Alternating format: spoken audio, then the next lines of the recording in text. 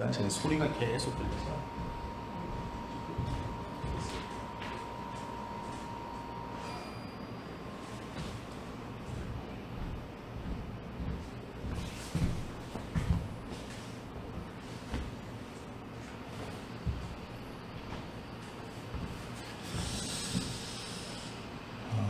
오늘은 하이델베르크 요리문답 강의 66번째 126문입니다.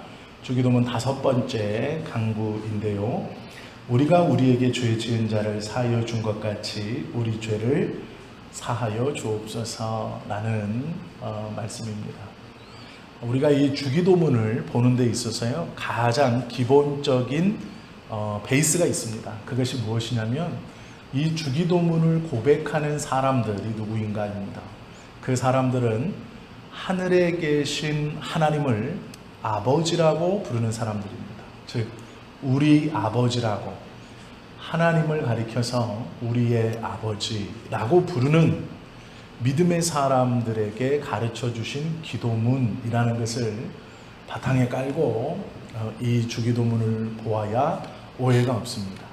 그리고 이 주기도문은 예수님께서 친히 가르쳐 주신 기도문이시며, 또 이 주기도문은 예수님께서 그냥 가르쳐 주신 게 아니라 하나님께 기도하는 것이 무엇인가를 정확하게 우리에게 순차적으로 순리적으로 가르쳐 주신 것입니다. 그래서 순서도 매우 중요합니다. 그리고 또한 이 주기도문은 예수님께서 하나님 앞에 이렇게 기도하라 라고 말씀하신 것이기 때문에 우리가 알고 있는 다른 모든 기도문, 어떠한 기도문과도 비교될 수 없는 기도의 모범입니다. 그 5번째 간구가 죄를 사하여 주십시오 라는 것이죠. 주기도문은 앞에 세 간구는 하나님의 이름과 하나님의 나라와 하나님의 뜻에 대해서 세 가지로 우리가 보았습니다. 그리고 네 번째는 우리가 지난주에 본 것처럼 일용할 양식, 그것에 대해서 우리가 나누었죠. 5번째, 오늘은 죄 용서입니다. 죄 사함이죠. 그런데 이제 이 기도문을 가만히 보시면요, 오해하시면 안 되는 게 그리고라고 연결되어 있습니다. 이게 무슨 말이냐면 4번째, 5번째, 6번째 이 간구가 한 토막 한 토막 떨어져 있는 기도문이 아니고요, 이것을 헬라어로 보시면 이게 연결되어 있는 겁니다. 즉 3절부터 2절부터 보십시오. 11장 2절 누가복음, 너희는 기도할 때에 이렇게 하라 라고 하면서 앞에 보시면 아버지여 이름이 거룩히 여김을 받으시오며 나라가 임하시오며 우리에게 날마다 일용할 양식을 주시옵고, 즉 양식이라는 이 주시옵고라는 것과 그 뒤 오늘 5번째, 우리가 우리에게 죄 지은 모든 사람을 용서하오니 우리 죄도 사하여 주시옵고, 그리고 그 다음 6번째, 우리를 시험에 들게 하지 마시옵소서 하라 라고 말씀하시죠. 그런데 이 뒤에 4번째, 5번째, 6번째가 딱 끊어져 있는 기도문이 아니고요, 이게 헬라어로 보면 그리고 라고 연결되어 있는 한 문장입니다. 즉 예수님께서 이 기도문을 어떻게 가르쳐 주시냐면 이렇게 말씀하신 거하고 똑같은 거예요. 우리에게 날마다 일용할 양식을 주십시오. 그리고 죄 지은 모든 사람을 사하여 준 것 같이 우리 죄를 사하여 주십시오. 그리고 이렇게 계속 그리고 라고 연결시켜 놓으신 거예요. 그래서 이게 하나의 기도문입니다. 4번째부터 6번째까지는 기도문이 하나예요. 이거를 우리는 쉽게 그냥 4번째, 5번째, 6번째 이렇게 딱 분리해서 보지만 원래 이것이 한 기도문입니다. 자연스럽게 연결된 기도문이에요.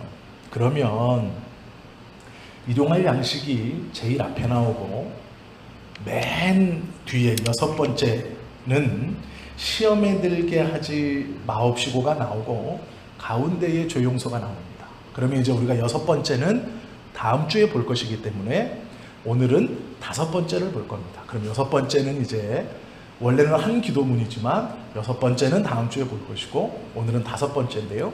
제가 이 말씀을 왜 드리냐면 이 주 기도문은 하나님께 기도하여서 뭘 받는 기도문일까요? 복입니다. 복. 우리가 복을 받기 위해서 기도하는 거예요.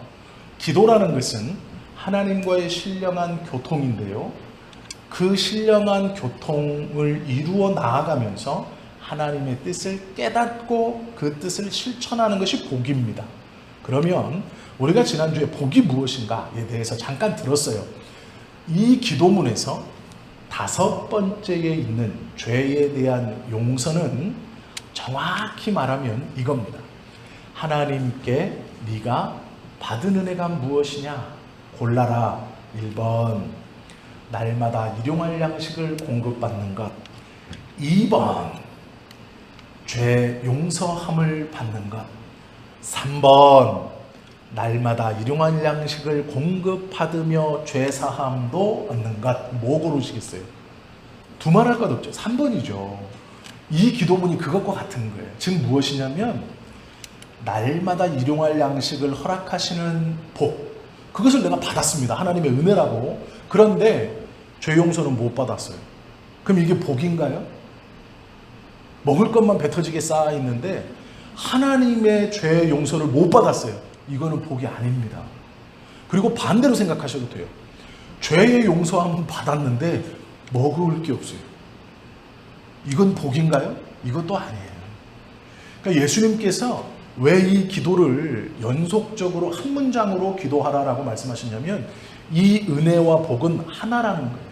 즉 날마다 우리가 하나님 앞에 일용할 양식을 구하여 그분께 모든 것을 맡기고 나의 소유의 풍족함이 아닌 하나님과의 관계가 바르게 성립되는 것, 내가 주님 앞에 매일매일 이 양식을 구함으로 나의 이 목구멍에 넘어가는 나의 생명이 하나님의 공급함에 달려 있습니다라고 고백하며 주님 앞에 서는 것과 이 복과 내가 죄로 인하여 나의 죄, 이 죄를 용서함 받는 것은 같은 것이라는 거예요. 같은 복이라는 거예요. 그렇기 때문에 이것을 취하고 이것을 버리거나 이것을 버리고 이것을 취하는 것이 아니고 이것은 하나라는 거예요. 하나. 이 두 가지라고 생각하는 이 복을 하나님 앞에 함께 구하고 이 복은 하나다, 연결되어 있다, 이렇게 말씀하시는 거예요. 즉 제자들에게 이 주기도문 4번째, 5번째, 6번째를 가르쳐 주시면서 한 문장으로 예수님께서 쭉 말씀하시는 일용할 양식을 구하는 것과 죄를 용서함 받는 것은 하나의 복이다라고 말씀하셔요. 즉 너를 깨끗게 하시는 이가 너의 목구멍, 너의 먹고 마시는 문제를 해결해 주실 것이다 라고 말씀하셔요. 그렇게 기도하라 라고 가르쳐 주시는 거예요. 그러면 죄 용서가 정확히 무엇이냐, 우리가 이제 좀 그걸 봐야 되는데요. 순서가 중요하다는 건 지금까지 제가 말씀드린 이유예요.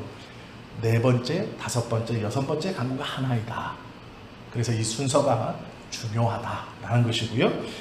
우리가 또 안다면 이것이죠. 하나님의 구원을 천당 가는 표, 티켓 이렇게 생각하시면 안 돼요. 왜 안 되냐면 우리 주일학교 찬양 중에 이런 게 있어요.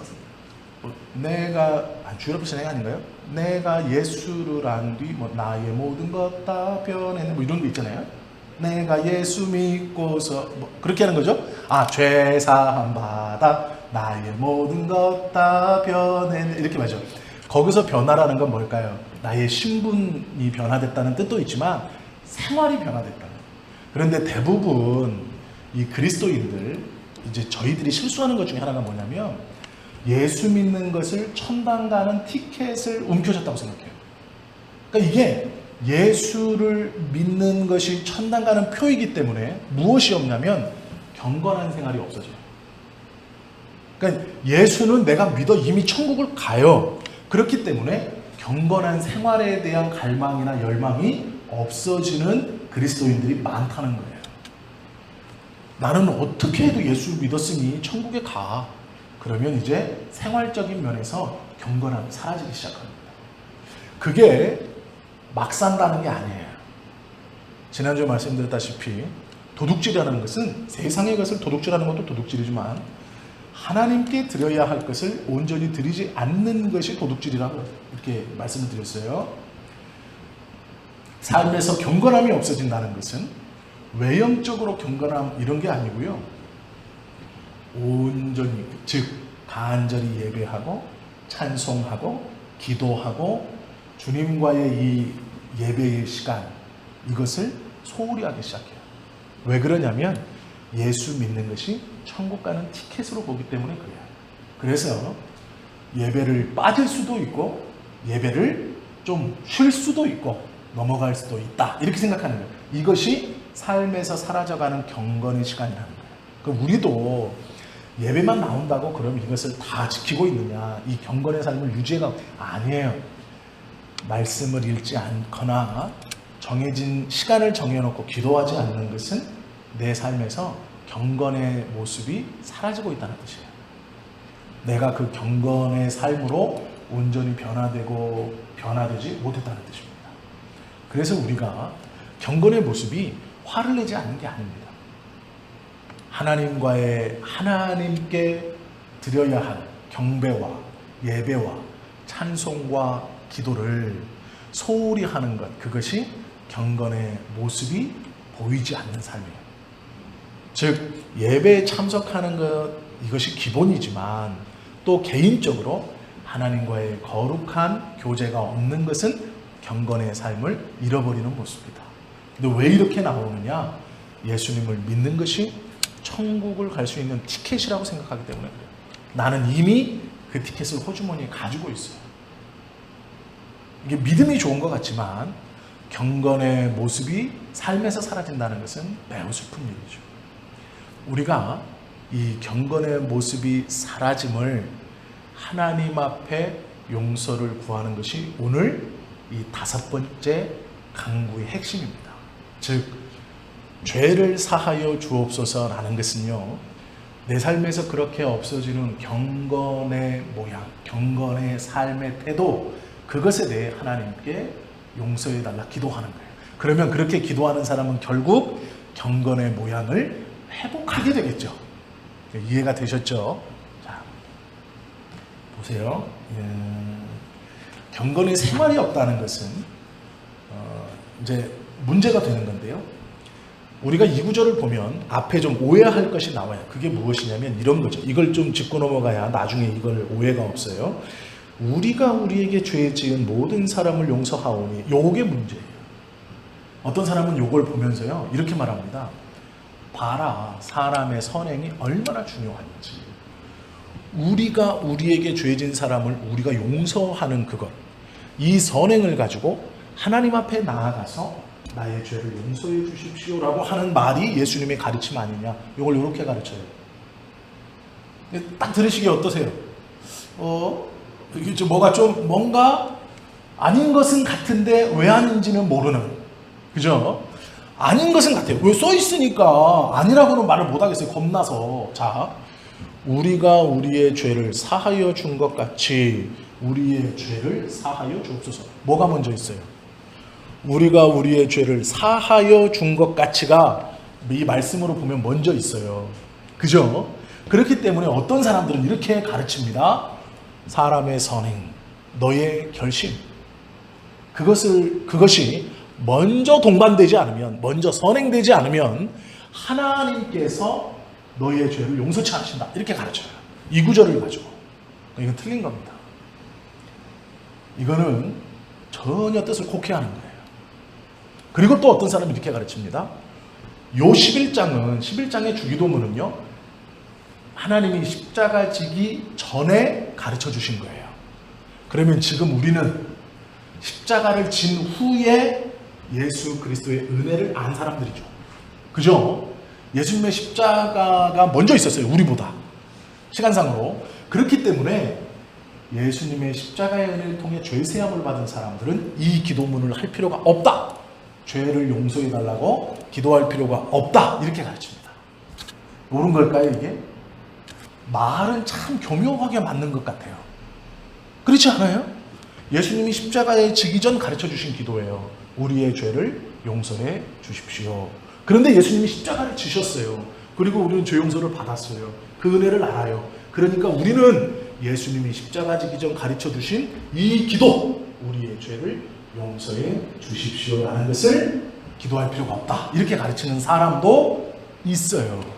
근데 문제는 이것도 앞과 마찬가지로 성경을 정말로 잘못 보고 계신 거예요. 그것은 그냥 한국어 성경만 덜렁 쳐다보고 설교하는 거예요. 이 한국어 성경이 정말 좋은 성경입니다. 그런데 문제는 뭐냐면 우리말은요, 소리는 똑같은데 뜻이 다른 걸 구별할 수가 없어요. 글로 써놓으면. 문맥을 다 읽어야 밖에 눈이 오는 걸 눈으로 보고 있다고 얘기하는 거구나, 이렇게 되는 거예요. 근데 이걸 글로 써 앞뒤 딱 자르고 야 이거 똑같은 뜻이야 그러면 앞뒤 딱 자르면 여기 눈하고 여기 눈하고 똑같은 뜻이야 그러면 우리 글은 구분할 방법이 없어요. 그럼 이제 열어서 문맥을 봐야 돼요. 밖에 내리는 눈을 방 안에서 눈으로 쳐다보고 있다, 이렇게 이제 봐야 여기서 눈은 밖에서 이렇게 하늘에서 내리는 눈이고 여기서 눈은 사람의 이 시각을 담당하는 눈이구나, 요걸 알 수 있어요. 문장을 다 봐요.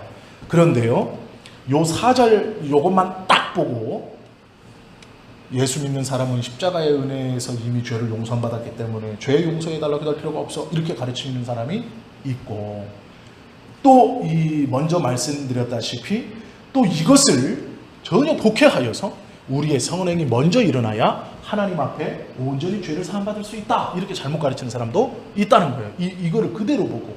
그러나 그것이 아닙니다. 우리가 이상한데 라고 생각하는 건 이상한 거예요. 이 성도님들이 느끼시기에 누구 설교를 들었는데 그거 이상하다, 그럼 이상한 거예요. 그건 이상한 게 맞습니다. 단순히 내가 잘 설명을 못할 뿐이지 이상한 건 이상한 거예요. 분명히 저 사람이 성경 구절을 들어서 설교를 하고 있는데 이상하다면 이상한 거예요. 만약에 제 설교가 그렇다면 제 설교도 이상한 겁니다. 그렇게 보시면 돼요. 100%예요. 정현진 목사의 설교도 분명히 성경 구절을 가지고 하고 있는데 이상하다, 그럼 이상한 거예요. 설명을 못할 뿐이지 이상한 겁니다. 이것을 가지고 검증된 교수한테 찾아가서 딱 물으면 이것은 이상합니다, 이렇게 100% 얘기해요. 그러니까 평생 하나님 말씀을 들은 이 장로님 권사님들이 이상하다면 이상한 거예요. 그거 성도님들은 구별할 수 못할지 모르지만요, 장로님 권사님 정도 돼서 이 신앙생활을 오래 하시면 영적인 예민함이 생겨요. 성령께서 그걸 주세요. 또 기도하시는 분들은 그게 있어요. 그래서 성경 구절을 분명히 말씀하셔서 설명하시고 성경대로 해석해 주시는 것 같은데 이상하다, 그럼 이상한 거예요. 그게 이상한 겁니다. 그런데 오늘 오해할 부분이 이 4절 말씀이에요. 4절에 우리가 우리의 죄를, 제가 왜 이 주기도문을 요약 버전인 누가복음으로 봤냐면, 이제 성경 있으시잖아요. 4절에서 우리가 우리에게 나와 있는 그 다음 단어가 뭔가요? 우리가 우리에게 하고 그 다음 단어가 하나 나와 있어요. 딱 시작하는 단어, 한 글자, 죄라고 돼 있죠. 죄 위에 숫자가 붙어 있어요. 보통 4가 붙어 있는데 4가 붙어 있죠. 예, 그 4 각주가 뭔지 밑에 한번 찾아보세요. 성경에 4번 밑에 보면 조그만 글씨로 뭐라고 써 있어요. 죄 위에 4자 붙어 있고 밑에 뭐라고 써 있어요. 예, 빛. 그러니까 이게 빚진이에요. 빛. 자, 그러면 이거를 해석하면 이거예요. 우리가 우리에게 빚진 자를 사하여 준 것 같이 우리 죄를 사하여 주십시오, 이거예요. 자, 이 말과 우리가 우리에게 죄 지은 자를 사하여 준 것 같이 우리 죄를 사하여 주옵소서, 뉘앙스가 다르죠. 자, 우리가 우리에게 빚진 자를 사하여 준 것 같이 우리 죄를 사하여 주옵소서, 이게 정확한 번역입니다. 그런데 우리말에는 이 빚이라는 말이 죄로도 많이 쓰여서 이 누가복음이나 이 성경의 주기도문을 번역할 때 다 죄로 해놨어요. 그러니까 이게 읽으면 다 죄야 그냥. 근데 아닌 거예요. 앞에 있는 게 뭐라고요? 빚. 나한테 누가 돈을 빌려갔어, 안 갚아요. 그 얘기예요. 이해가 되시죠? 그러면 여기서 빚은 돈만이 있는 게 아니고요. 누군가 나에게 해코지를 한 거예요. 돈을 뺏어갔다거나 감정을 상하게 했다거나 내 뭐를 막 이렇게 아프게 한 거예요. 그것을 어떻게 한 거예요? 용서한 거예요. 그러니까 내가 저 사람의 죄를 용서해 준 게 아니고요. 어떻게 사람이 죄를 용서해 줘요? 저 사람이 나한테 진 빚. 그게 돈이든 말로 나의 마음을 아프게 했든 환경과 어떤 걸로 나의 상처를 준 그 내가 가지고 있는 아픔, 내가 저 사람 때문에 본 손해, 저 사람이 나에게 끼친 악, 해악, 그것이 내 마음에 있잖아요. 나를 붙들고 있거든요. 아프게 하고 있고 쓰리게 하고 있어요. 그것을 어떻게 했다고요? 용서해 줬다는 거예요. 그 빚을 내가 청산해 줬다는 거예요.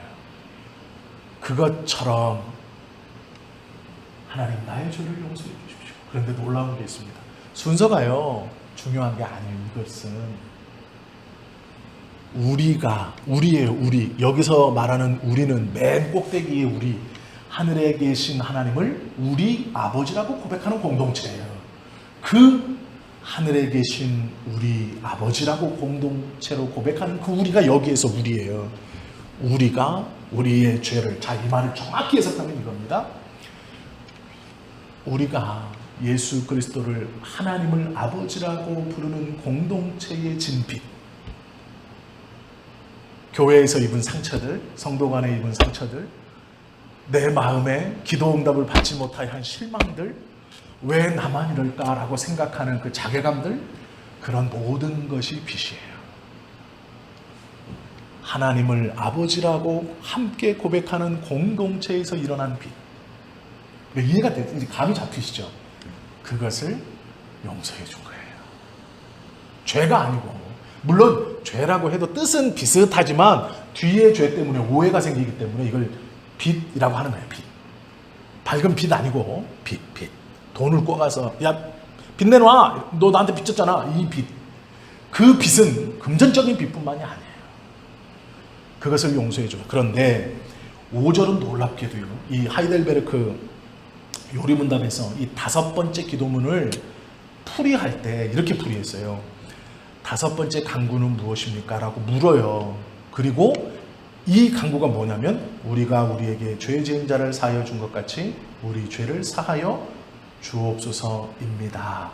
그 뜻은 이라고 해놓고 첫 번째 이 기도문의 뜻은 이라고 해놓고 하이델베르크 요리문답은 이렇게 해석해요. 주의 은혜의 증거가 우리 안에 있어서, 그 뒤에 구절, 우리가 이웃을 용서하기로 굳게 결심하는 것처럼. 이게 무슨 말이냐면, 아유 그래 내가 너 용서해 줄게. 아유 내가 뭐 교회에서 받은 상처들 그래 뭐 용서하라니까 빚이래 뭐 털어버리라니까 내가 턴다, 이게 아니에요. 왜 그러느냐? 주의 은혜의 증거가 내 안에 있어서, 즉 내가 그것을 용서할 수 있는 이유는 내 의가 아니라 주의 은혜의 증거가 내 안에 있어서, 즉 주님의 은혜가 나에게 있기 때문에 내가 그 빚을 용서할 수 있는 것입니다 라는 거예요. 지금 고백이. 이게 이해가 되시죠? 내 선행이 아니에요. 내 선행이 앞서 있어서 하나님 죄를 완전히 용서해 주세요, 이 따위가 아니란 말이에요. 주의 은혜가 내 안에 있어서, 즉 주님의 은혜가 그 용서의 근거예요. 주님의 은혜는 뭐예요? 구원받은 거죠. 우리가 함께 하나님을 우리 아버지라고 고백할 수 있는 거예요. 그 신앙의 고백이 내 안에 있어서 우리가 적극적으로 그것을 용서할 수 있습니다 라는 거예요. 자, 이 주기도문은요 개인적 기도문도 되지만 공동체의 기도문이에요. 교회의 기도문이란 말이에요. 예수님께서 예수님의 제자 공동체에게 알려줘. 베드로만 살짝 불러가지고, 야, 요한이 수제자한테 내가 너한테 가르쳐 줄게. 너는 이렇게 기도해. 다른 사람보다 특별하게. 너의 기도는 좀 특별해야지. 네가 베드로니까, 수제자니까 너는 다른 사람 모르게 이렇게 기도해. 하나님이 너한테 능력 주고 너한테 용서해주고 네 뭐 삶을 책임져주고 맨날 양식을 주고 죄도 용서해 주실 거야. 이렇게 기도하는 거야. 나의 하늘에 계신 나의 아버지요. 이렇게 안 알려줬어요. 이렇게 안 알려줬다고요. 모든 제자들에게, 예수 공동체, 지금 예수를 따르는 모든 사람들에게 하늘에 계신 우리 아버지요. 이거는 공동체의 기도문이에요. 물론 개인적 기도문도 됩니다. 제자 하나하나가 이것을 받고 가슴에 품고 자기가 기도할 때 하늘에 계신 우리 아버지라고 개인으로 기도해도 되지만, 그때 고백하는 우리 아버지는 떨어져 있어도 예수님의 보혈로 묶여있는 예수 공동체 모두를 뜻하는 거예요. 즉, 이 주기도문을 고백하는 나의 기도가 내 기도가 되지만 하나님이 그리스도의 보혈로 묶어주신 모든 이의 기도도 된다는 거예요. 그 모든 사람들이 지금 어떻게 고백하는 거냐면, 주의 은혜가 우리 안에 있기로 우리가 우리들의 빚을 용서하겠습니다. 이해가 되시죠? 그 고백을 한다는 거예요. 누가 할 수 있어요? 하나님 앞에 죄 용서를 받은 자, 즉 주의 은혜가 우리 안에 있는 자, 주님의 은혜가 내 안에 있는 자, 하나님을 우리 아버지라고 고백하는 자. 인간의 선행이 먼저 있고 이런 수준 낮은 게 아니에요. 한국어 성경 그대로 번역하고 해석해서 사람의 선행이 먼저 있어야 하나님 앞에 온전히 용서하시기 바랍니다. 이거는 부흥 강사님들이요 진짜 바빠가지고 오는 차 안에서 이렇게 읽으신 거예요. 오는 차 안에서 이거 해야지 용서. 그럼 예와 한 3개 이렇게 해가지고 뭐 용서했더니 뭐 하나님이 막 100배로 통장에 채워졌더라. 아이고 수도 없이 들었습니다. 어렸을 때 막 은혜를 엄청 받았어요. 그래서 막 아버지도 용서하고 어머니도 용서할 차라리 용서 받아야 되는데 막 내가 용서하죠. 막 아버지 용서해. 내가 아버지를 용서하고 나 욱박지르고. 아이고 아버지가 왜 욱박질렀겠어요. 잘 되라고 욱박지르고 잘못했으니까 욕. 그 아버지가 아들이 잘못 안 했는데 혼내는 아버지는 진짜 몇 안 돼요. 근데 막 이런 설교 들으면 막 내가 용서해요. 막 내가 용서 받아야 되는데 막 내가 용서하고 있어요. 막 내가 누굴 용서합니다. 뭐 초등학교 3학년 때 담임 선생님 용서합니다. 아이고 저도 은혜를 많이 받았지만 기도를 많이 했어요. 그렇게 막 생각나는 사람 다 용서하죠. 절대 아닙니다. 그거 그렇게 하면 내 삶이 변하나요? 그 사람들에 대한 분노가 없어져요? 안 없어져요. 왜요? 잘못된 거기 때문에. 주님의 말씀을 잘못 받았고 잘못 적용했기 때문에 안 일어나요. 속은 후련할지 모르지만 하나님의 말씀이 지금 예수님께서 가르쳐 주신 것은 아주 기본 중의 기본은, 이 기도는 예수 그리스도를, 하늘에 계신 아버지를 하나님으로, 우리 하나님으로 고백하는 공동체, 즉 믿음이 있는 사람들, 주님의 은혜가 안에 있는 사람들. 주님의 은혜는 곧 구원이죠. 복음이죠. 그것이 있는 사람들이 공동체의 빚을 용서한 것. 이렇게 될 수밖에 없어요. 왜요? 그 용서의 빚을 용서했다는, 빚을 탕감했다는, 그것을 자유롭게 했다는 것의 근거가 뭐냐면 주님의 은혜가 우리 안에 있기, 그것이 근거예요. 그렇기 때문에 주님의 은혜가 우리 안에 있는 사람은 용서할 수밖에 없어요. 왜요? 우리의 죄를 사하여 주옵소서. 우리의 죄가 용서받았다는 것을 알고 있기 때문에 주의 은혜가 우리 안에 있거든요. 그렇기 때문에 나한테 빚을 진 그걸 용서할 수 있는 거예요. 내 기분이나 내 감정이나 내가 뭐 성격이 호탕하고 뭐 소소하고 소심하고 그거 상관없어요. 주님의 은혜가 있기 때문에 용서할 수 있는 거예요. 그것이 5번째 강구의 핵심입니다. 조금 어렵지만 가만히 한번 곱씹어 보세요. 이게 무슨 얘기인가? 이 기도문은요, 이 기도문은 뭐 했기 때문에 뭐가 아니에요. 뒤에 있는 것이 먼저 일어난 거예요. 그러면 우리가 날마다 고백해야 되는 빚, 이게 뭐냐? 자, 말씀드렸어요. 하나님의 것을 하나님께 온전히 드리지 못하는 것이 도둑질이에요. 이게 빚입니다. 하나님께 드려야 하는 것을 온전히 드리지 못할 때. 예수님께서 4번째 기도문을 가르쳐 주면서요, 먹고 사는 문제뿐 아니라 먹고 사는 것이 왜 중요하느냐? 우리는요, 하나님의 영광을 대부분 드러내지 못하는 이유가 먹고 사는 일 때문에 그래요. 먹고 사는 문제를 해결하기 위해서 하나님의 영광을 드러내지 못할 때가 많아요. 예배 왜 못 와요? 직장에서 안 보내줘요. 지금 이해가 되시죠? 제가 비유로 든 거예요. 먹고 사는 문제 때문에 하나님의 뜻을 이루는 것을 우리가 소홀히 하게 됩니다. 그렇기 때문에 먹고 사는 것을 하나님께 맡긴다는 얘기는 하나님께 돌려드릴 것을 온전히 돌려드리도록 나의 모든 삶을 주장해 주십시오라는 얘기예요. 그렇게 기도한 사람이 다섯 번째 기도도 하는 겁니다. 주의 은혜가 내 안에 있어 그 증거로 나에게 빚진 자를 용서해 주고 주님의 죄사함의 은혜를 날마다 구합니다. 여기서 죄사함의 은혜는 내가 주님께 매일 드려야 하는, 온전히 드려야 하는 그 하나님의 것을 온전히 하나님으로 높여야 하는 것을 하지 못했던 것, 그 죄를 용서해 주십시오라는 거예요. 십자가에서 예수님이 돌아가셔서 우리가 구원받았기 때문에 또 죄 용서해달라고 기도하는 건 아니다. 그거는 말씀을 모르는 얘기입니다. 잘못된 가르침이에요. 성경적이지 않습니다. 하나님은요, 날마다 우리를 거룩하게 하셔서 우리가 그 하나님, 당신 앞에 서기를 원하시는 분이에요.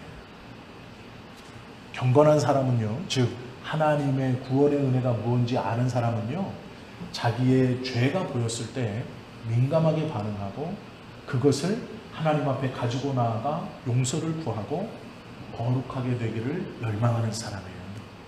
은혜가 없는 사람은요, 그 죄가 보이면 도망가요. 감춰요. 덮어요. 왜요? 기분이 나쁘거든요. 내가 이 죄를 아직도 가지고 있고 이 죄를 아직도 짓고 있다는 것에 대해서 남들이 보면 안 되거든요. 그렇기 때문에 덮는 거예요. 감추는 거예요. 도망가는 거예요. 그 죄를 해결하지 않아요. 은혜를 고백하는 사람은 자신의 속에 죄가 보였을 때 그것을 아파하고 하나님 앞에 회개할 수 있는 사람이에요. 내가 지금까지 미처 알지 못했던 하나님, 이 죄가 내 안에 꿈틀거리고 있어요. 하나님, 내가 하나님께 온전히 나아가지 못하고 온전히 하나님의 영광을 찬양하지 못하고 이 죄로 말미암아 주님께 나아가지 못했다. 이 죄를 용서해 주십시오. 그리하여 다시 매일매일 하나님 앞에 더 가까이, 더 거룩하게 설 수 있는 자가 되게 해 주십시오라고 고백하는 것이 은혜를 아는 사람이에요. 그것이 하늘에 있는 하나님을 우리 아버지라고 고백하는 사람이고 하나님의 이름과 나라와 뜻이 무엇인가를 정확히 깨달은 그 구원의 기쁨을 아는 자이고 일용할 양식을 주님께 부탁하며 나의 연약과 부족도 하나님의 손안에 있음을 고백하고 그 주님의 은혜의 증거가 있어 빚을 놓아주고 하나님 앞에 언제나 그 작은 죄악까지도 가슴 아파하며 두려워하며 하나님 앞에 내어놓고 회개할 수 있는 자예요. 이런 사람이 시험에 안 드는 겁니다. 이런 사람이 시험에 들게 하지 마옵소서라고 기도하는 거예요. 이제 다음 주에 우리가 함께 나눌, 그냥 막 다 잘라놓고 일용할 양식 주십시오, 죄 용서해 주십시오, 시험에 들게 하지 마십시오, 이게 아니라고요. 그냥 하나님 해주세요, 해주세요, 주세요, 아니, 이게 아니라고요. 우리가 너무 쉽게 이걸 고백하고 있는 거예요. 아무렇지 않게 무슨 뜻인지 사실 정확히 모르고 막 내뱉고 있는 거예요. 그러니까 주문 외듯이 막 줄줄줄줄 가는 거예요. 걸림이 없어요. 한 문장마다 걸려야 돼요. 한 문장마다 고백하는데 마음이 막 후벼 파져야 돼요. 주기도문은 예수님께서 믿음의 공동체에게 하나님 앞에 직고할 때, 즉 단독자로 기도할 때 이렇게 기도하라고 알려주신 기도문이에요. 이 기도문 안에는 모든 죄가 다 들어있는 거예요. 우리의 모든 생활의 문제가 다 들어있는 거예요. 그런데 어떻게 주문처럼 막 줄줄줄줄 나가요. 어떤 교회에서 이거 고백할 때 10초 안 걸립니다. 달달달달달 막 숨 잘못 쉬면 놓쳐요. 그러면 쫓아가기 바빠요. 주기도문은 그렇게 고백할 수 없어요. 이 기도문 하나, 하나님의 이름, 하나님의 뜻, 하나님의 나라, 얼마나 높고 영화롭고 거룩한가를 안다면 그것을 그렇게 함부로 고백할 수 없어요. 일용할 양식을 맡긴다는 것이 무엇이고, 죄를 용서함 받았다는 것이 무엇이고, 시험에 들게 하지 말게 해달라는 것이 무엇인지 안다면 줄줄줄줄 나갈 수가 없어요. 걸려야죠. 왜요? 하나님 앞에 1대1로 서서 기도하면서 어떻게 걸림이 없어요. 어떻게 감사가 없어요. 어떻게 은혜를 놓쳐요. 주기도문의 것이 어떻게 쫙 흘러가요. 그게 무슨 세상에 뭐 수리수리 마수리처럼 어떻게 이게 가요. 남무아미타불 관세음보살 하루에 500번씩 외우면 뭐 득도한다 그러대요. 어떻게 그것처럼 가냐고요. 죄송한 말씀이지만 카톨릭에서 뭐 성모 마리아기도 뭐 묵주 돌리면서 뭐 몇 번? 120번? 어떻게 그렇게 가냐고요, 이 주기도문이. 한 번을 해도 두렵고 떨림과 감사함으로 할 수밖에, 고백할 수밖에 없는 거예요. 예수님이 친히 가르쳐 주신 너무도 귀하고 너무도 복돼서 차마 부정한 우리의 입술로 고백할 수 없는 거룩한 하나님 앞에 드려지는 신령한 교통의 최고의 정점이 주기도문이에요.